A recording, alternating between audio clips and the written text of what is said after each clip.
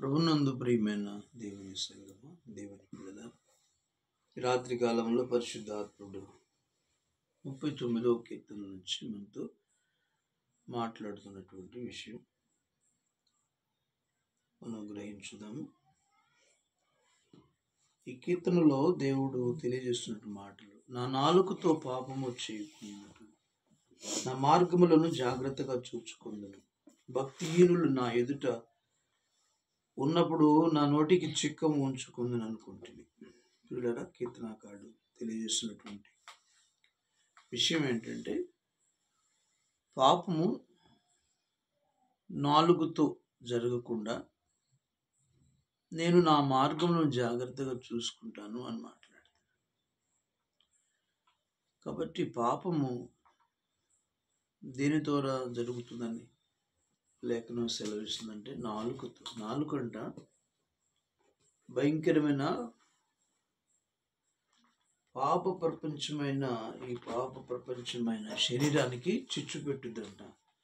అది నరకం చేత చిచ్చు పెట్టుబడుతుంది. నాలుక ఒకసారి గమనించి యాకోబు పత్రిక 1వ అధ్యాయం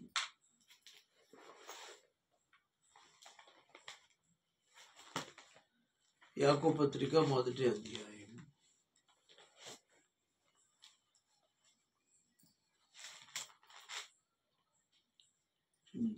3వ అధ్యాయం యాకోబు పత్రిక 3వ అధ్యాయం ఎలాంటిదంటే నాలుక 5వ వచనం,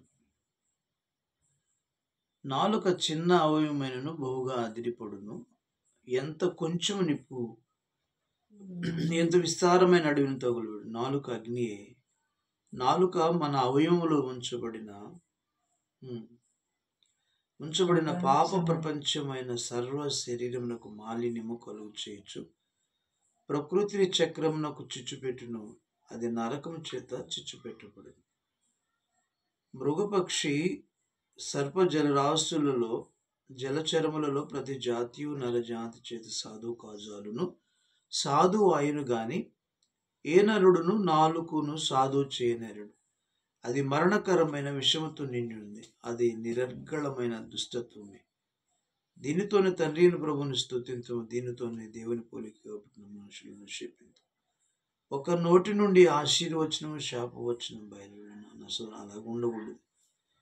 నీటి బొగ్గులో ఒక జల నుండి తీయని నీరు చేదు నీరు ఊరిన నా సహోదరులారా, అంజూరపు చెట్టున ఒలివ పండ్లను ద్రాక్ష తీగ అంజూరు పండ్లను కాయున అటువలే ఉప్పు నీళ్ళలోని తీయని నీళ్లు ఊరవు. దేవునికి మహిమ కలుగు.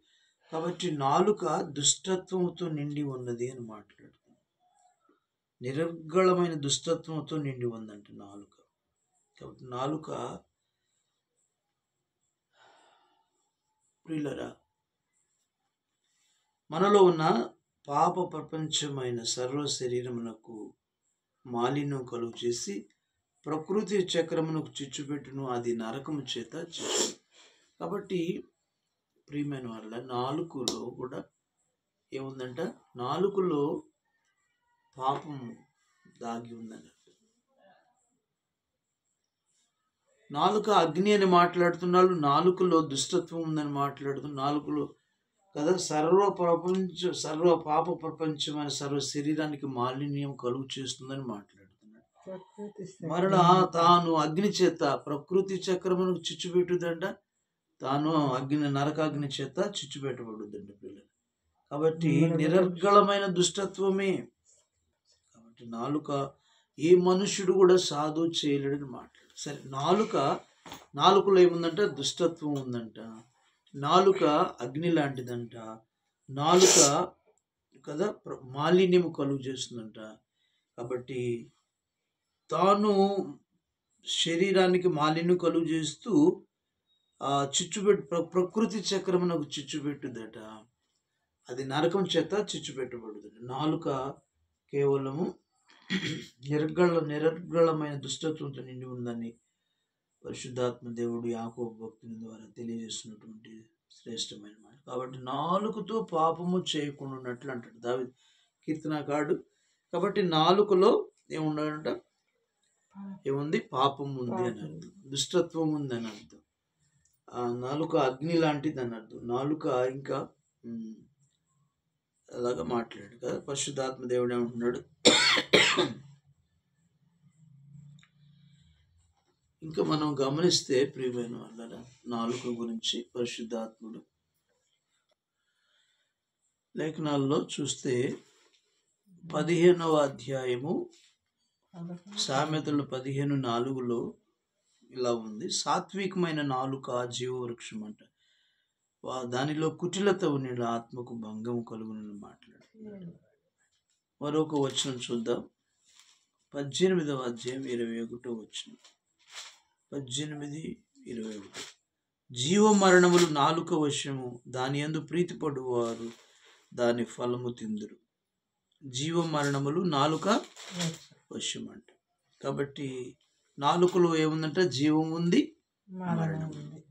నాలుక జీవవృక్షము. కాబట్టి ప్రియులరా, జీవ మరణాలు ఉన్నాయంట. కాబట్టి మరణం కూడా ఏంటంట? పాపం. నాలుకలో కూడా మరణము హేతు అవుతుందని అర్థం. నాలుక ద్వారా మన మాటలు, అందుకే భక్తుడు అంటున్నాడు కొంచెముగా ఉండాలని మాట్లాడుతుంటాడు. కాబట్టి నాలుకను సాధువు చేసుకోవాలట. అయితే నాలుకను ఏ నరుడు కూడా సాధువు చేసుకోలేడు. సర్పజల చర్మలన్నీ కూడా నరుని చేత సాధువు అయినాయి అంటే కానీ యాకోబు పత్రికలో భక్తుడు అంటున్నాడు ఏ నరుడును నాలుకను సాధువు చేసుకోలేడు. కాబట్టి నాలుకను ఏం చేయాలంట? సాధువు చేసుకోవాలి. నాలుకను సరి చేసుకోవాలి. ఎందుకు? పాపము జరగకున్నట్లుగా. కీర్తనాకారుడు అంటున్నాడు, పాపము చేయకున్నట్లుగా నేను, నాలుకతో పాపం చేయకున్నట్లు నేను నా మార్గములను జాగ్రత్తగా చూచుకున్నాను అన్నమాట. కాబట్టి ఒకటి